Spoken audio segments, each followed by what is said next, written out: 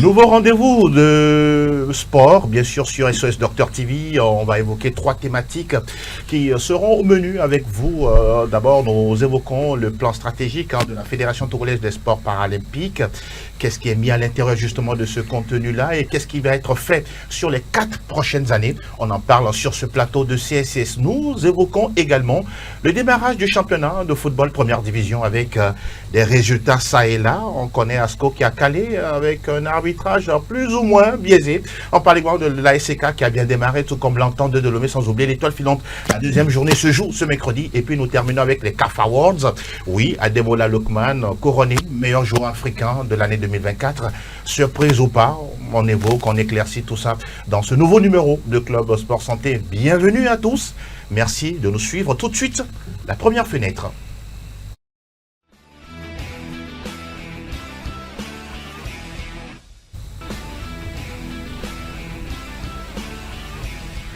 Vous faites bien d'être au parfum de l'actualité sportive, bien sûr, sur ce plateau de CSS. Delaïté, merci encore une fois d'être présent. Bonjour à vous. Bonjour Angelo, bonjour à nos téléspectateurs qui sont ces amoureux-là de cette émission, chaque mercredi, chaque samedi. Bonjour à notre ami de la Phytospat. Élégant dans le travail, vous êtes bien élégant ce matin. Ah, je tiens à vous le dire. Ah, merci beaucoup. Élégant, lui aussi, il l'est. Bien sûr, c'est notre frère et ami de tous les jours, Monsieur Darwedi. Bonjour et merci d'être présent. Bonjour, Monsieur Angelo Folikwe. Bonjour, chers téléspectateurs qui nous suivent depuis leur maison. Donc, merci à notre collègue aussi qui est sur le plateau avec nous. Au quotidien, ça va?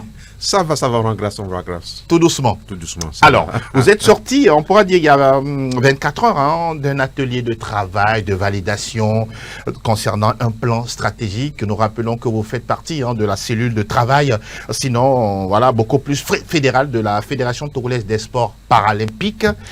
Vous parlez d'un plan stratégique. Nous voulons en savoir un peu plus. D'abord, comment ça s'est passé, le travail, l'activité d'hier? Effectivement, merci beaucoup, Monsieur Angelo. Et avant de venir sur ce plan stratégique, bon, j'ai une surprise pour vous. Ah, d'accord. Et depuis le 9 novembre passé, oui, je suis devenu le secrétaire général de la fédération. Ah, ben félicitations. Félicitations, ça c'est une surprise. Ça c'est une surprise. Eh bien, encore une fois, on vous souhaite bonne chance pour ça. Merci beaucoup. Vous allez écrire beaucoup de choses, réfléchir et prendre des projets. Effectivement, c'est pourquoi je suis sur le plateau pour que Dieu vous accompagne. Merci beaucoup, merci beaucoup. Merci pour tout. On parle du plan stratégique désormais. Bon, effectivement, oui, du plan stratégique de la fédération, de la Phytospat. Et effectivement, depuis sa création, c'est une fédération qui n'a jamais eu de ce plan, ce outil technique, afin de mobiliser assez de ressources pour pouvoir faire développer le parasport au Togo. Donc, ça a beaucoup dérangé la fédération, surtout les acteurs et les para-athlètes qui sont moins connus par le public, parce que le plan stratégique décline aussi le plan de communication et de mobilisation de ressources. Donc ça fait que le parasport est moins connu par la population togolaise. Donc c'est le pourquoi on a essayé de réfléchir rapidement pour mettre en place ce plan stratégique sur 4 ans qui va booster les activités de la fédération et faire mobiliser les partenaires et faire la visibilité du sport et la visibilité du parasport au Togo. Avant de revenir justement sur les différents axes de ce plan, comment est-ce que les membres de la Phytospat ont accueilli justement ce contenu, cet agenda que vous allez mettre en place sur 4 années? Bon, est-ce que je vais même parler seulement que les membres de la fédération? C'est les partenaires de la fédération. Tous les partenaires sportifs sont contents, ils sont fiers d'avoir par rapport à cette initiative de la fédération. Puisque parmi les fédérations sportives, nous sommes, disons, les rares de ces fédérations qui ont cette initiative pour pouvoir mettre en place un plan stratégique. Donc, je crois que c'est quelque chose que nous tous on a accepté et on est prêt à accompagner, et ça dit l'évolution de ce plan stratégique sur les 4 ans. Est-ce à dire qu'avec ce plan-là, on réfléchit à l'avenir justement des para-athlètes, on met en compte ou on prend en compte leurs besoins pour le développement du parasport? Oui, c'est partant d'un constat, parce qu'il ne peut pas se lever un beau jour pour mettre en place un plan stratégique pour le futur ou bien l'avenir de cette fédération-là. C'est pas tant, comme je le dis, un constat. Ils ont vu que ces athlètes-là ne sont pas connus, ils sont cachés, hein. Le public sportif ne les connaisse pas. Il va falloir qu'on pousse un peu la communication autour. Et maintenant, sur ces 4 ans-là, c'est ce qu'on va faire. Voilà notre plan. Voilà cette compétition-là qu'on doit organiser. Voilà cette échéance ou bien cette compétition qu'on doit participer sur l'échiquier africain ou international. Voilà. Donc, faire ce plan-là, c'est de se doter, hein, des feuilles de route.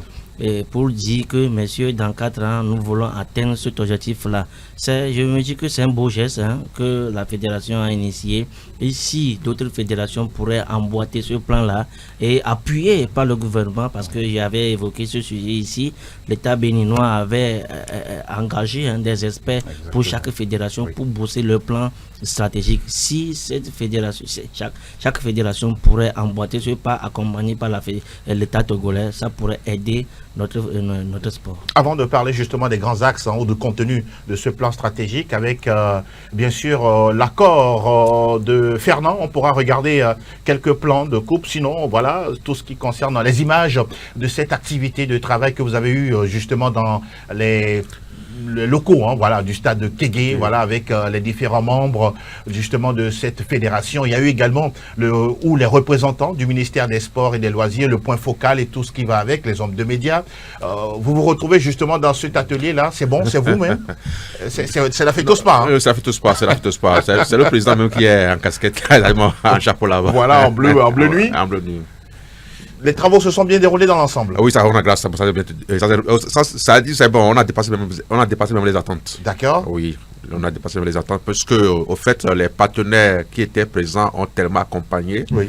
Et la journée pour que ça dit effectivement l'outil, le pourquoi nous sommes là, oui, soit vraiment professionnel. D'accord. Vous l'avez déjà. Vous parlez de la période 2025-2029. On va rentrer dans les profondeurs pour voir exactement qu'est-ce que vous avez programmé pour vos membres, voilà, la FETOSPA et les différents participants.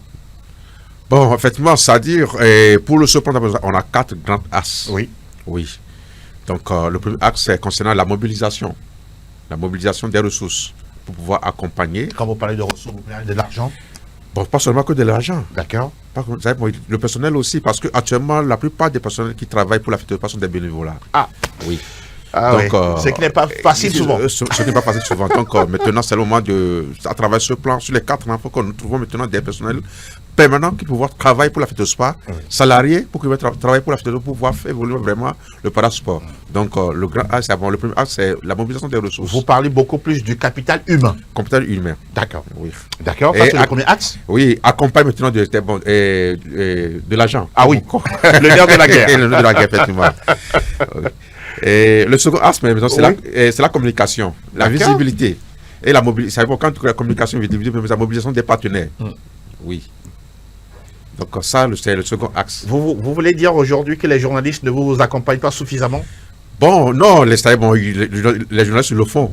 Mais nous aussi, maintenant, qu'est-ce que vous savez maintenant, vis-à-vis des partenaires, avant de mobiliser un partenaire aujourd'hui, il faut que le partenaire, c'est partenariat gagnant-gagnant. Exactement. C'est bon, qu'est-ce que le partenaire, ça dit, en nous accompagnant, en retour, il reçoit quoi? Donc, pour vous, c'est important. C'est important. C'est important. Pour que demain, le partenaire puisse encore vous accompagner. C'est ça. Parce que nous ne voulons pas être des bénéficiaires passifs. Ah, vous ne voulez toujours pas demander. Et voilà. Il faut que nous aussi, nous sommes des bénéficiaires actifs. Intéressant. Ça, c'est le deuxième axe. Oui. Il y a un troisième axe. Oui, un troisième axe.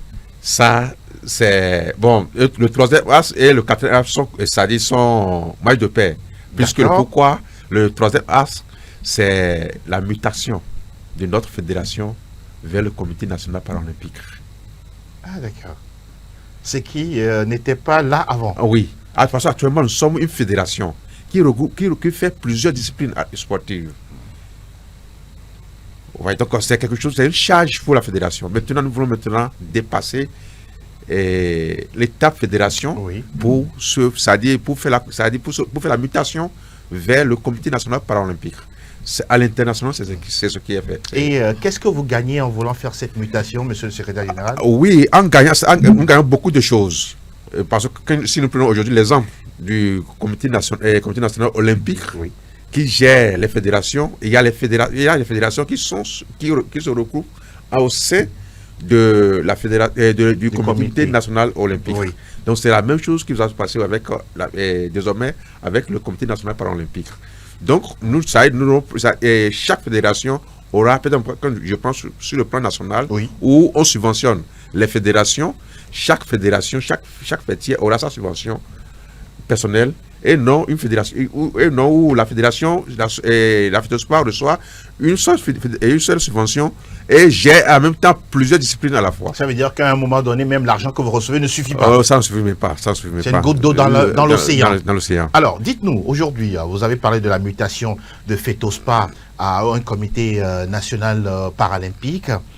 Est-ce à dire aujourd'hui qu'on a par exemple la fédération togolaise de sport paralympique au niveau du basket, au niveau du handball, au niveau du volley, au niveau de l'athlétisme?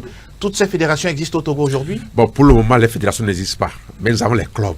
Nous avons ces clubs-là. C'est une activité que nous avons. Après, ça va élaborer, valider le plan hier. Effectivement, il y avait aussi une feuille de route. Il y a une feuille de route qui nous permettent de commencer par mener des actions. Donc c'est toutes les premières actions que nous devons mener de formaliser ces clubs-là existants pour que ces clubs se regroupent rapidement, se mettre en fédération. Et là, ça va nous permettre de faire le plaidoyer au niveau du sommet pour pouvoir avoir l'autorisation d'être muté en comité national paralympique. Avant justement cette mutation, ça veut dire qu'il y a des difficultés? Bon, oui, il y a des difficultés. Oui, il y a des difficultés. C'est un chemin. C'est un chemin, donc il y a des difficultés. Mais c'est un défi pour nous. Ça va d'ici les 4 ans. J'espère qu'on se retrouve ici encore pour parler maintenant. Ça serait plus de notre plan stratégique, mais peut-être que ça va être sur le comité national paralympique. Oui. La dernière fois, dans l'activité, dans la salle, dans les discussions, les clubs sont favorables à ce que vous faites cette mutation-là? Ils sont tous favorables? Les clubs sont disponibles. Ils attendent même ça dit cette mutation. Ils sont prêts à nous accompagner. Maintenant, c'est quand à la fédération de faire plus de travail parce que puisque vous savez que la majorité des clubs sont à Lomé. Oui. Maintenant, il faut encore travailler à l'intérieur du pays pour avoir aussi d'autres clubs à l'intérieur du pays pour que effectivement ça soit une fédération représentative. Et là, c'est un défi, parce que là, on parle de FETOSPA pour aller plutôt à un comité national de sport paralympique. On pourra dire, voilà, un travail de longue haleine. Oui. Pour vous, ça va vite aller. Non, c'est un défi. C'est un défi pour eux qui nécessite beaucoup des ressources humaines et capitales.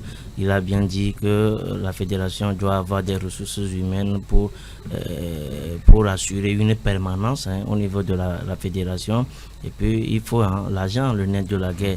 Et moi, je me dis toujours que l'autonomisation de chaque fédération passe par des ressources financières. Il va falloir que ces fédérations-là ou bien ces comités-là cherchent des sponsors ou bien des entreprises qui s'intéressent à la discipline pour les amener à booster les activités de la fédération.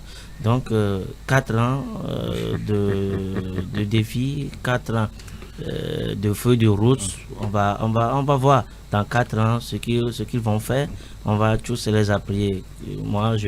Ce que moi je dis, quand moi j'ai vu l'autre fois le championnat, je me dis que cette fédération manque beaucoup d'argent. Il va falloir qu'on booste cette fédération-là pour accomplir ce qu'ils veulent faire. Vous reconnaissez également que quand même le ministère des Sports, avec Madame le ministre, vous accompagne pour l'exécution de certains de vos projets. Oui, c'est le moment de dire un grand merci à ce ministère, notre ministère de tutelle, qui ne cesse pas de nous accompagner. Tout le temps que nous exprimons le besoin, du moins quand même, ils sont prêts à nous accompagner. Même par rapport à ce plan stratégique, hier, ils étaient là pour l'appui technique du début jusqu'à la fin. Donc encore une fois, merci pour tous les accompagnements, tous les appuis que ce ministère fait à l'endroit de la FETOSPA. Avant d'évoquer le bilan de l'année 2024 de manière succincte, aujourd'hui, quand vous parlez du sport paralympique, vous sentez qu'il y a les barrières qui se brisent, il y a plus d'avancées. Ceux qui étaient beaucoup plus dans l'ombre entre-temps, qui ne voulaient pas s'afficher, arrivent aujourd'hui à prendre leur courage à deux mains et à parler justement de leur handicap et de leur sport. Oui, aujourd'hui, effectivement, donc le parasport fait beaucoup de choses, surtout sur le plan de l'inclusion. Si on parle de l'inclusion, aujourd'hui, on ne peut pas parler de l'inclusion sans parler du parasport. Oui. parce que c'est un élément très important pour les personnes handicapées ou les personnes handicapées à travers la pratique du parasport s'affirme dans leur communauté et même dans la société. Donc, ça veut dire que le parasport fait beaucoup de choses à l'endroit des personnes handicapées aujourd'hui. Et la plupart des personnes handicapées qui s'épanouissent aujourd'hui, c'est à travers le parasport. Par exemple, quand je prends l'exemple de notre para-athlète qui était l'autre fois à Paris. C'est vrai comme ça? C'est vrai comme ça, oui. Sans le parasport, je ne pense pas qu'il aura la chance d'aller à Paris. Je ne le pense pas. Il y a des membres de sa famille qui n'ont jamais fait un voyage en avion. Mais quand ça, aujourd'hui, à travers le parasport, il voyage. Il a fait plusieurs voyages sur le plan continental comme à l'international. Il y a d'autres exemples aussi. Donc, vraiment, je dis qu'aujourd'hui, le parasport, c'est un levier. Un levier important dans l'inclusion des personnes handicapées. On parle toujours de parasport, très souvent même dans notre corporation on ne s'y intéresse pas trop, hein, parce que voilà quoi, on se dit bon, qu'est-ce que ça va nous apporter, mais nous avons le devoir d'accompagner justement également cette frange-là des personnes vivant avec le handicap. Oui, hein, c'est un devoir pour nous, les hommes de médias, d'accompagner cette fédération-là. Moi, c'était ma première fois de couvrir leur activité. Oui. Je me suis dit qu'il va falloir que je revienne encore pour aider. Vous avez apprécié? Oui, j'ai apprécié tout simplement aider, pourquoi pas, en communication et autres là. Oui. Ce matin, quand vous m'avez dit qu'il y a un atelier qui s'est déroulé, ça m'a tiqué, mais bon, c'est une partie remise. Oui, il va falloir que nous, les hommes de médias, nous accompagnions chaque fédération à aller de l'avant. Le sport concerne tout le monde, y compris les personnes vivant avec le handicap. C'est très très important justement d'en parler. Kossi Darwendji, on va parler toujours de la FETOSPA, regarder dans le rétroviseur par rapport à 2024. Il y a eu les championnats nationaux, il y a eu voilà, d'autres ateliers à l'endroit des femmes et des hommes et tout ce que vous avez eu à faire. Quand il s'agit de dresser le bilan de 2024, comment est-ce que vous regardez tout ça? Ok, merci encore une fois. Bon, c'est difficile de danser et de s'apprécier à la fois. Oui. Mais c'est un devoir pour moi de le faire. Ah oui, bien sûr. Oui, donc effectivement, 2024, en fait, le mandat précédent, oui, c'est un mandat de transition. D'accord, 2 ans. 2 ans, oui. Donc 2 ans. Mais dans les 2 ans, on a fait beaucoup de choses. Parce que je peux dire que bon, c'est un bilan positif. Vous pouvez rappeler quelques activités qui vous ont marqué? Oui, bon, il y avait d'abord une première formation pour la bonne gouvernance des acteurs du mouvement paralympique qui s'était tenue à Takpamé. Oui. C'était notre première activité. Et de là, de retour, on a préparé encore. Il y avait un projet en cours sur le leadership féminin parce que c'était constat aussi que bon, comme la plupart des fédérations, mais des sports, les femmes sont moins. Les femmes ne sont pas représentatives dans les fédérations et autres là. Exactement. Donc le constat aussi, le constat est fait au niveau du parasport. Donc on a dû rapidement faire appel à un projet. Et c'est dans le sens qu'on a essayé de faire une tournée nationale dans toutes les régions pour pouvoir sensibiliser les femmes handicapées à s'intéresser à la pratique du parasport. Ça a eu de l'impact, hein? Vraiment. Donc, de retour, on a eu quand même à organiser notre championnat national. Oui, au stade de Kégué. Au stade de Kégué. Ouais. Où, effectivement, on a vu qu'effectivement, les ligues qui venaient sans les athlètes féminins étaient là quand même avec un nombre. Si ce n'est pas quand même important, quand même, c'est déjà quelque chose. Bon, c'est déjà un début. Ça aussi, c'était ça. Et sur le plan international, oui, effectivement, on a eu quand même aussi à participer à des championnats. C'est-à-dire, sur le plan, tout d'abord, il y avait une formation à Accra, une formation sous-régionale, où il y avait 9 Togolais, coachs comme athlètes, qui ont participé. Et effectivement, à l'issue de cette formation sous-régionale, il y avait une compétition en powerlifting, où un de nos athlètes aussi a compéti. Il est sorti avec une médaille en or. En or. Oui, Bawa. Allez où intéressant. Il est revenu avec une médaille pour le Togo. Pour le Togo. Et de là, il y avait Marrakech, oui, où il y a aussi 4 de nos athlètes qui ont été. Il y a 3 qui ont médaille, je crois que c'est médaille de bronze ou oui, d'argent? Médaille d'argent. D'argent. Et Kansa est revenu avec une médaille d'or. Exactement. Et après, il a eu l'opportunité d'aller à Paris. C'est ce qu'il a fait, il a pu gagner Paris. On est allé aussi à Paris, on est revenu. Donc, en résumé, ce sont les artistes qu'on a eu à réaliser comme en 23-24. Oui. Sauf que vous n'avez pas dit que vous avez été élu SG pour le nouveau bureau. Et le président Marc Canalen également qui a été reconduit à la tête de la FETOSPA. En tout cas, on ne peut que vous souhaiter beaucoup de courage. Merci beaucoup. Merci. Et comment dit-on, bonne chance surtout. Merci, bonne chance à nous tous et bonne chance à la FETOSPA. Vous en avez besoin. Vous en avez besoin et nous serons toujours à vos côtés pour vous accompagner concernant vos différentes activités parce que oui, le sport paralympique est très très important. Nous parlons d'inclusion sociale, nous parlons justement de cohésion également. C'est très important justement d'en parler. Kossi Dawendi, encore une fois, merci d'être passé nous voir aujourd'hui. Merci beaucoup encore, monsieur Angelo Folikwe, merci, monsieur Dela. Et je vais profiter maintenant pour remercier aussi nos partenaires. Allez-y, mais si vous les citez, vous passez la comptabilité là. Il le faut, c'est le moment, c'est l'occasion. Surtout notre partenaire qui nous a financé, qui nous a appuyé pour pouvoir élaborer ce plan stratégique. C'est pas facile. Notre partenaire international, l'IPC. Ah oui. Oui. Qui nous accompagne souvent sur le plan international. Vous êtes dans de bonnes relations, hein? Très, très, très bonnes relations. Très bien. Nous sommes au SADI, nous sommes au fils, donc tout le temps, ils sont là pour nous accompagner. Vous accompagner. Oh, oui. Et sur le plan national, c'est le ministère. N'est-ce pas? C'est encore une fois, chapeau à ce ministère qui ne cesse pas. Ils ont pris le parasport comme leur bébé. Le bébé. Et ils sont là tout le temps pour nous accompagner. Les partenaires techniques aussi qui étaient à l'atelier hier aussi. Je profite aussi de ce cadre pour les remercier. Et ils sont prêts aussi à nous accompagner jusqu'à la mise en œuvre de ce plan stratégique sur les 4. Très important. Et Inch'Allah, 2029, c'est juste à côté. On aura le temps d'arriver petit à petit à faire le bilan, un de ces 4. Pourquoi pas, de 2025-2029. On attend de voir. On vous souhaite tout le meilleur. Oui, tout le meilleur. Merci beaucoup. C'est pourquoi j'avais dit que ça dit en 2029, on parlera maintenant du Comité national paralympique et non de la FETOSPA. Vous y tenez. Vous y tenez. Merci beaucoup, Kossi Dawendi, secrétaire général de la FETOSPA. Merci d'être passé. Merci. On reste en contact. On reste en contact. À tout moment, on pourra se retrouver pour parler toujours du sport paralympique. On continue cette émission. On va ouvrir la deuxième fenêtre. Tout de suite après le jingle Actu National et on vous retrouve pour la suite. À tout de suite.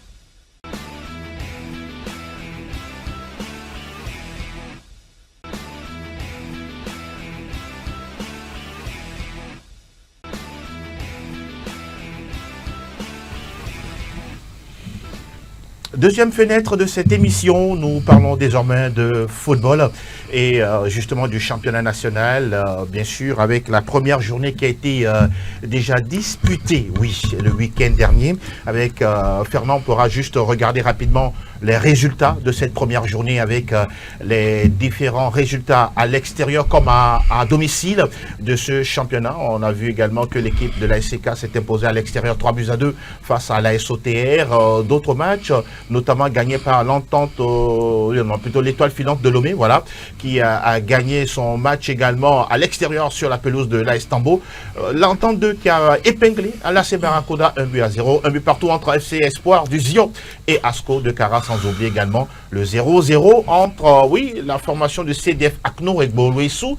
Que dire de Gomido, qui a perdu à la maison, 0 but contre 1 face à Unisport. Et puis Asco de Cara, qui, on en parlait tout à l'heure, qui fait 1 face à Espoir FC du Zion. On va revenir en plateau pour parler de tout ça, pour faire le décryptage justement de cette première journée. Délaïté, première question, déjà des surprises ou bien pour vous? Bon, c'est une première journée que l'on prend avec du recul en se disant ce n'est que le démarrage, on ne va pas tout de suite aller plus vite que la musique. Non, des surprises. Hein. Je l'avais dit au début de ce championnat que des promis auront des dents longs et ça s'est effectivement réalisé. Et Toile Filante qui est parti à Tambo pour battre tout simplement cette formation des flèches pimentées, 2-1. Et pourtant, c'est Tambo qui avait mené au score, mais les Shooting Stars se sont revenus pour ramper tout simplement la vapeur. CDF Hakuno, l'autre promu de cet championnat, a tenu la trajet haute devant Gbolosu des Lacs 0-8 partout, même si CDF jouait à domicile. Oui. C'est un bon résultat pour ces promus-là parce que c'est la première fois que cette équipe évolue en première division. À Kpalimé, la surprise a été grande. Gomido de Kpalimé, auréolé de sa forme de la saison écoulée, a été battu tout simplement par Unisport de Colombie 1-0. Nuyoté aussi, le portier Youssouf Mourou de Gomido, le score aurait été à 2-0. Il a tout simplement arrêté un penalty. Tout à fait. Mais c'est bon pour le moral. Gomido va devoir se relancer pour cette seconde partie. Et puis, entendre qu'il a tout simplement battu Barracuda 1-0, même si les attentes des supporters n'est pas cela, mais attendre un parti parce que si vous voyez... À ce niveau également, pour vous, c'est une surprise ou bien, c'est une première journée? Oui, c'est une première journée, c'est timide sur les deux équipes. Pour les deux équipes, il n'y a pas grande chose. Le moteur n'est pas encore mis en alerte. D'accord. Mais il y a un petit but qui est passé par là. C'est bon pour le moral. Attendre pour se contenter de ça. Maintenant, à Tchévier... Avant de parler de Tchévier, parlons du match de samedi. Oui, il y a le match ASOTR-ASK, 5 buts à l'arrivée. Et c'est l'ASK qui l'emporte 3-2. Il fallait le faire pour l'ASK, d'autant plus qu'il vient de remporter un trophée, la Super Coupe.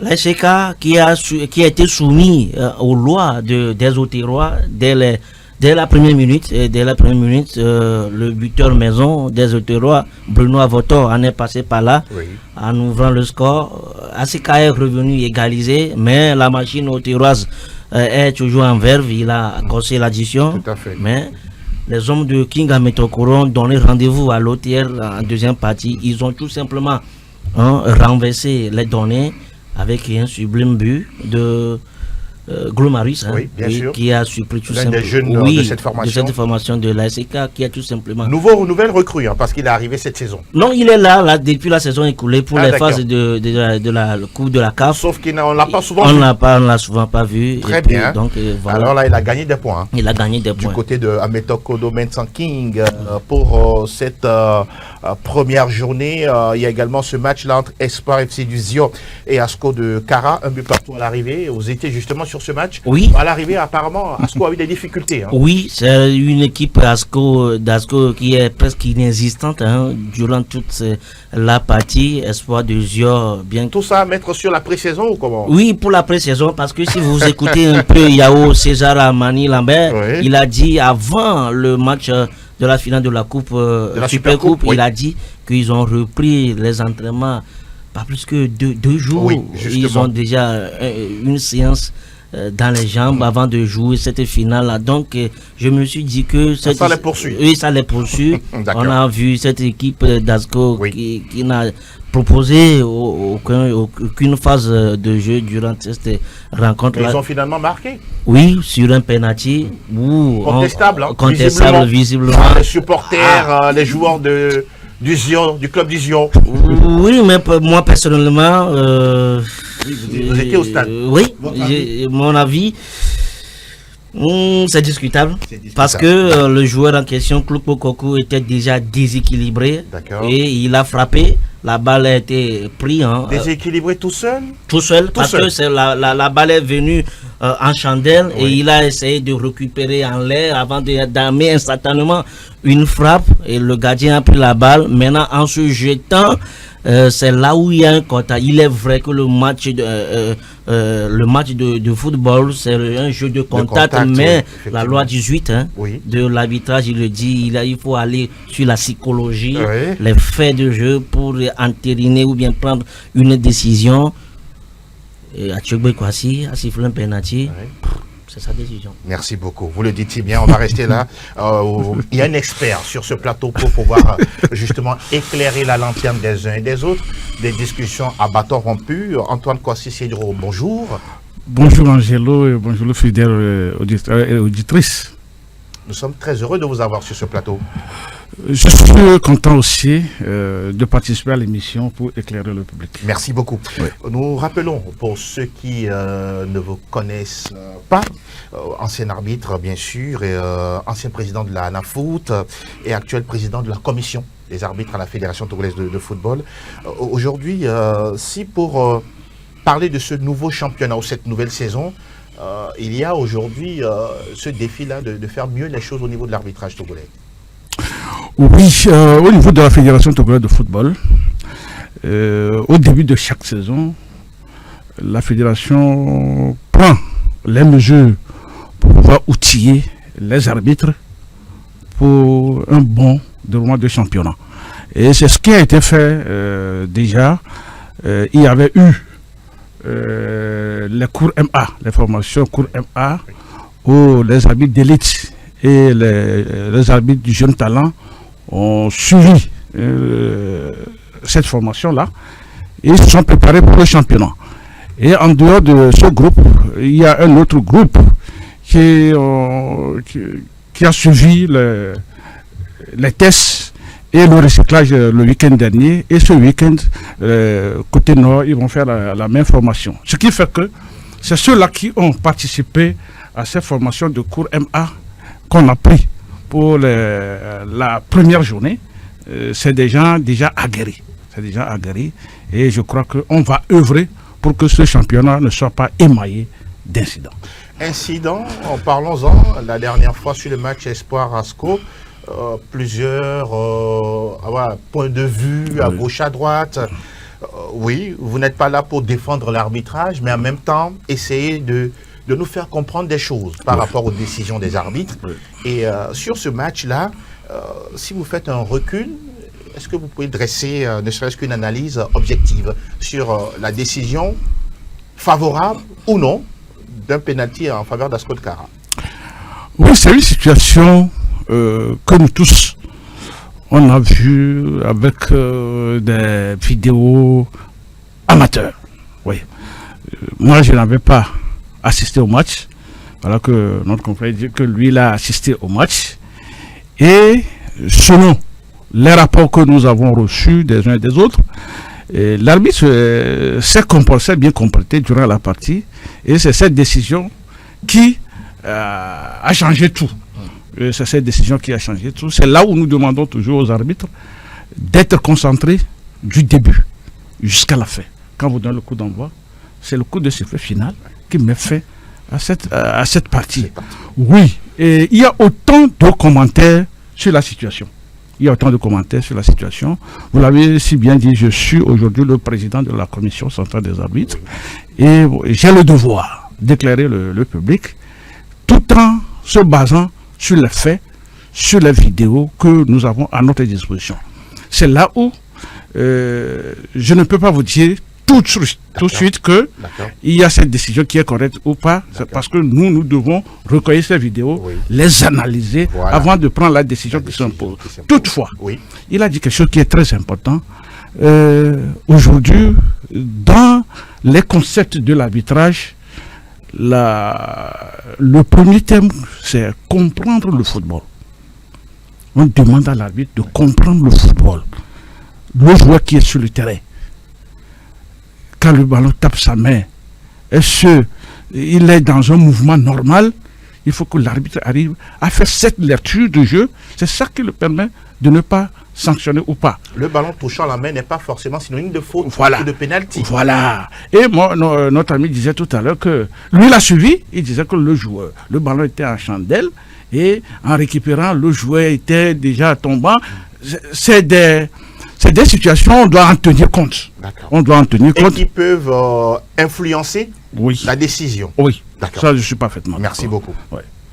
Parlons toujours d'arbitrage. Vous avez parlé tout à l'heure des vidéos que vous récupérez après, parce que il y a sûrement des vidéastes qui suivent, Oui. voilà, on pourrait dire vos collègues, hein, Oui. justement sur les matchs. Oui. Aujourd'hui, quand on parle d'arbitrage dans notre football, c'est quoi les défis, Monsieur le Président? Le premier défi aujourd'hui, c'est de faire de bons matchs pour que, à la fin, qu'on ne nous dise pas que le champion a été fabriqué. Oui, on a toujours ces versions. Nous, on vient d'arriver. On insiste là-dessus. Oui. La rigueur dans le travail. Les équipes étaient en pause. Oui. Mais les arbitres, eux, non. Parce que les lois du jeu évoluent au jour le jour. Ils sont obligés d'être au parfait. Ils sont appelés pendant ces pauses à officier des matchs. Donc, pour ce championnat, nous les invitons à être décisifs, très décisifs, et appliquer les lois du jeu telles que ça se présente. S'il y a une action qui se passe à Lomé, oui, et que ça nécessite un carton rouge ou bien un penalty, quand ça se passe à Palimé, à Kara, n'importe où, que la même décision se prenne. Parce que on ne peut pas dire que on est arrivé chez nous, on a droit, non. Les lois du jeu s'appliquent partout. Et nous demandons l'impartialité de nos arbitres. Et je suis sûr que on va y arriver. Oui. On va y arriver. Si nous prenons les 7 matchs qu'on a joués cette première journée, oui, hormis ce match où il y a ce couac que les gens commentent, sur les autres terrains, tout s'est bien passé. Oui, tout à fait. Tout s'est bien passé. C'est là où je dirais que les premiers ont tellement d'envie. D'accord. On peut avoir d'envie. Et toi, les parties damées, oui, le pion à Tambo, à Tapamé, et il n'y a pas de bruit. Il n'y a pas de bruit. Donc, moi, je vous rassure que cette saison, tout sera nickel. Oui. Est-ce que nous avons également ce travail-là à faire au niveau des présidents de clubs, des présidents de supporters, pour que les supporters, justement, quand il y a une décision sur l'aire de jeu, qu'on ne soit pas dans cette forme de provocation, de contestation sans limite, jusqu'à ce qu'on voit. Moi, il y a une image, par exemple, que je n'aime pas dans le football, c'est à la fin voir les arbitres être encadrés par les forces de l'ordre et de sécurité. Oui. Et là, c'est notre devoir aussi de sensibiliser. D'accord. Nous devons sensibiliser. Quand vous dites vous, la fédération ou la commission des arbitres? La commission représente la fédération. Donc c'est la fédération. C'est la fédération, d'accord. C'est la fédération dans son ensemble. Oui, nous avons le devoir de sensibiliser. Oui. Parce que, je l'ai dit, que les lois du jeu évoluent et le public sportif n'est pas au parfait. Oui. Et généralement... Et très peu sont ceux qui lisent. Hein. Très peu lisent, parce que je sais très bien que les lois du jeu, c'est de gros documents. Il faut les lire, il faut les décisions en un instant de seconde. Voilà. C'est ce qui fait que ça devient une routine pour les arbitres. Oui. Toutefois, ils doivent être très concentrés. Sur le terrain, quand on prend une décision, les joueurs, qu'ils soient professionnels ou pas, ignorent beaucoup de choses concernant les lois du jeu. Même les joueurs. Les joueurs. Voilà. Ils ignorent beaucoup de choses sur les lois du jeu. Et quand vous prenez la décision, ils contestent. L'entraîneur qui est sur le banc, il prend le public à témoin pour dire que, vous regardez, on nous triche. Et c'est le président dans les tribunes qui se lève. Ouais. Si et l'entraîneur, le président de club, tout le monde se lève, donc c'est qu'il prend le public à témoin, donc il demande au public de se soulever. Alors qu'on suppose que c'est eux qui maîtrisent les lois. Pour vous, on doit éviter ça. On doit éviter ça. Raison pour laquelle il nous faut la sensibilisation. Et nous allons parcourir les chaînes, les radios, les télés, pour apporter cette sensibilisation-là, certaines parties des lois du jeu, on serait obligé de venir et en débattre pour que le public soit au parfum. Notre plateau, en tout cas, il est mieux placé également pour vous, pour pouvoir le faire. Merci. Voilà pourquoi on vous a invité. On va parler de l'impartialité des arbitres. Parce que par moment, certains supporters, certains présidents de clubs récusent certains arbitres et parlent comme quoi je ne veux pas tel ou tel sur mon match. Les arbitres également doivent être conscients comme quoi sur chaque match, leur responsabilité est engagée. Oui, il faut dire que les arbitres sont des humains. À chaque fois que la fédération les envoie sur un terrain de jeu, ils doivent, comme le président l'a dit, ils doivent se concentrer du début jusqu'à la fin. Et les responsabilités incombent beaucoup d'acteurs. Par exemple, le président parlait des supporters, des entraîneurs, des joueurs et des présidents des clubs. Sur le fait, sur le match Espoir Asco, il y a un fait au-delà. Au-delà du couac enregistré, il va falloir que l'entraîneur, je veux parler de Théophile Bollard, l'entraîneur de FC du Zio, doit canaliser ses humeurs. C'est lui qui est le patron de l'équipe. Ah, vous le tenez comme responsable également, par moment. Oui, on dit en effet, il va falloir que l'entraîneur Théophile Bollard, je crois que ça fait la deuxième fois, il a fait un geste aussi la saison écoulée face à Unisport à Sokoré, ce qui lui a valu une suspension. Maintenant, l'autre fois, il est allé même faire des remontrances à l'arbitre au moment où les forces de sécurité avaient encadré déjà l'arbitre. Et avec ce geste-là, ça va inciter aussi le public à aller vers l'arbitre là, à lui jeter des mots. Il va falloir qu'on éradique ça. Maintenant, le fait, le président d'Espoir chez Dieu, M. Toulassi Kokou, il faut le saluer. Nuité, ces interventions, l'autre fois, on devrait assister à des hécatombes ou bien des drames. Ce qu'on ne veut pas, du tout. Et au comité du match, je crois que c'est M. Amouz aussi, je ne me trompe pas. Il a bien géré la situation. Il a bien géré la situation. Et puis, au fond de l'ordre, qui ont aussi canalisé tous ces humains-là. Maintenant, il va falloir que moi, personnellement, j'ai essayé un peu d'accuser un peu la fédération. Parce que il y a des antécédents entre l'arbitre à Thiogbe et le public sportif de Tchévier. Je ne dis pas qu'on donne raison au public sportif de Tchévier, mais avec ce duel-là, ce choc-là, j'aurais pensé que la fédération pourrait changer l'arbitre sur ce match-là. Est-ce que la fédération a pensé encore à cet incident dont vous faites cas? Et c'est la responsabilité au club de recuser les arbitres en évoquant ce fait-là. Et la fédération ou bien le comité central va juger si ces faits sont vérifiés ou confirmés ou pas. C'est ça. J'ai l'impression que le président veut réagir. Allez-y. Oui, à ce niveau, d'abord je voudrais remercier les forces de l'ordre. D'accord. Parce qu'ils ont fait un travail formidable. C'est-à-dire quand ils le font, il faut qu'on le dise. Il faut en parler. Oui, parce que la sécurité des arbitres, des joueurs, du public sportif est très très importante. Il faut éviter les incidents sur le terrain.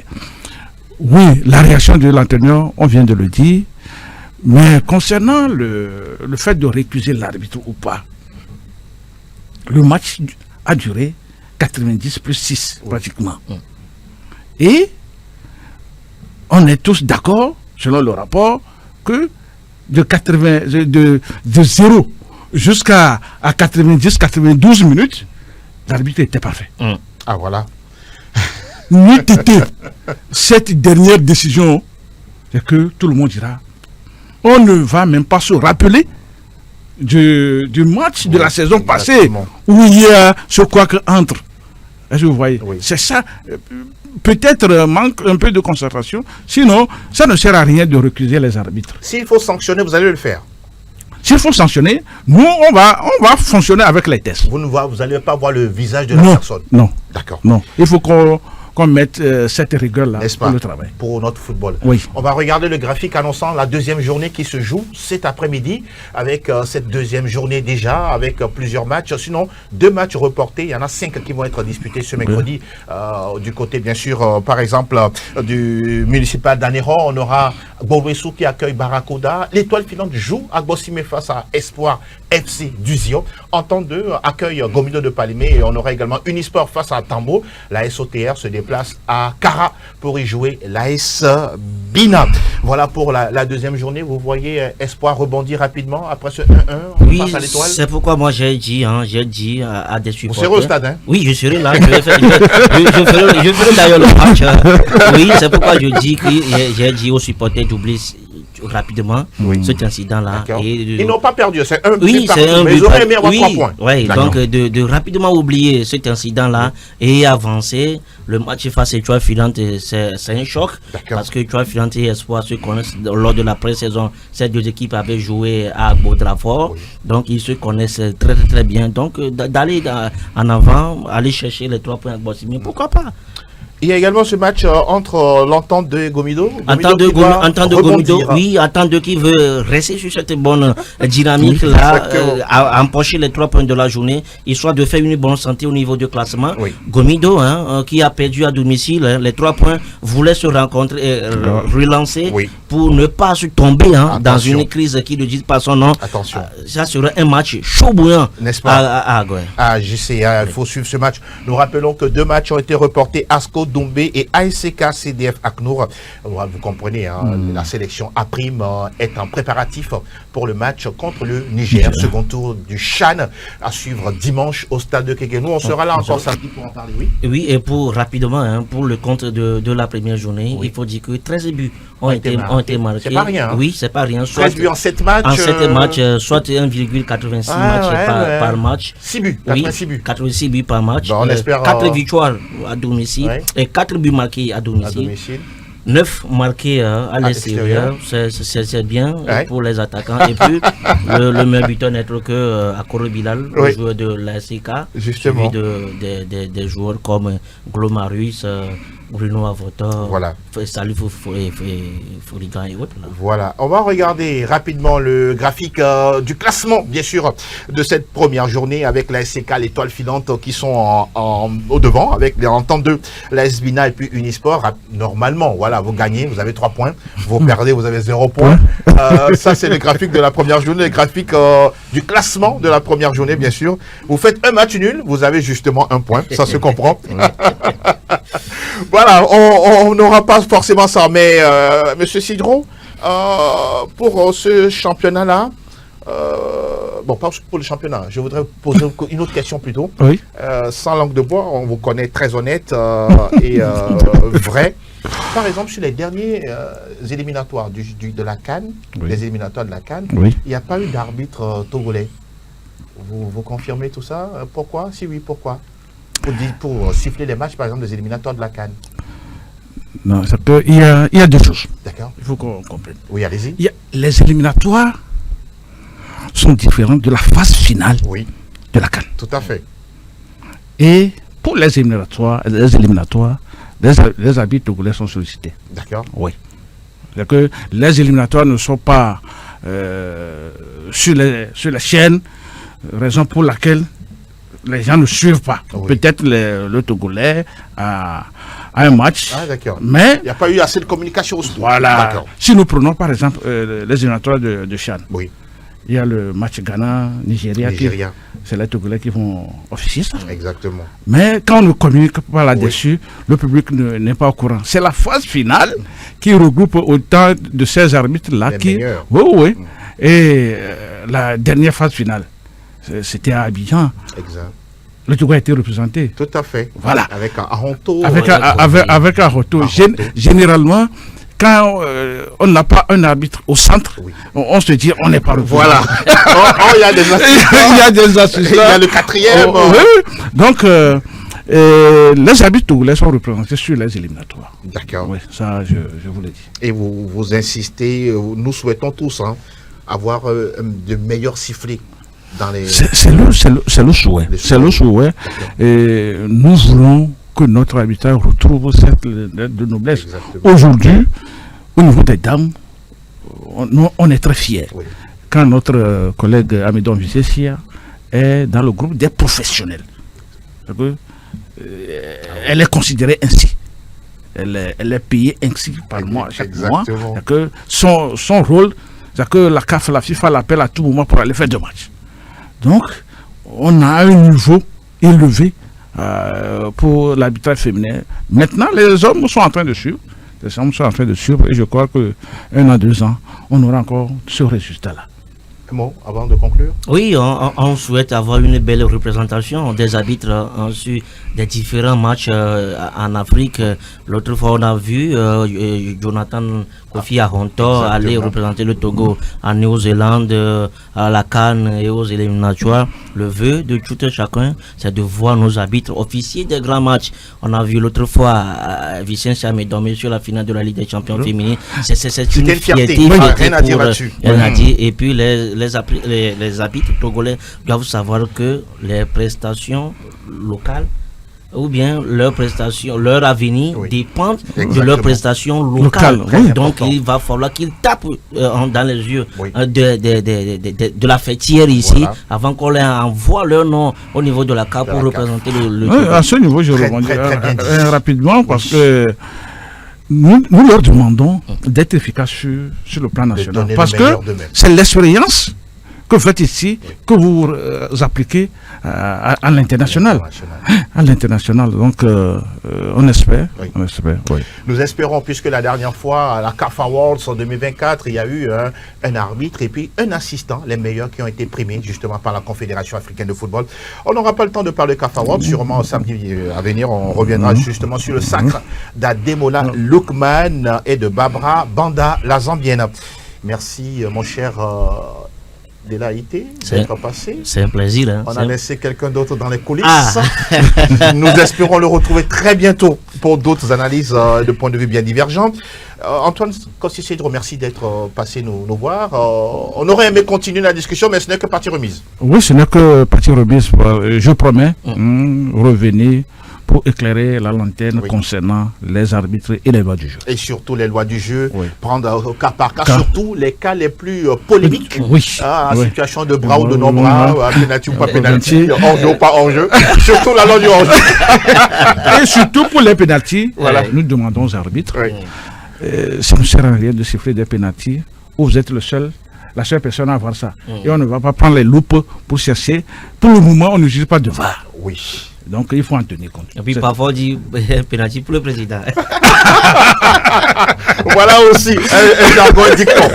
Merci beaucoup en tout cas de nous avoir fait l'honneur d'être avec nous. On a été éclairés et on espère vous revoir très bientôt pour parler toujours des lois du jeu et tous. Merci également à toute l'équipe technique, Fernand, Sylvain, Patrick, tous ceux qui ont travaillé autour de cette émission. Encore une fois, mille merci à vous. On se donne rendez-vous très bientôt sur SOS Docteur TV. À très bientôt. Bye bye.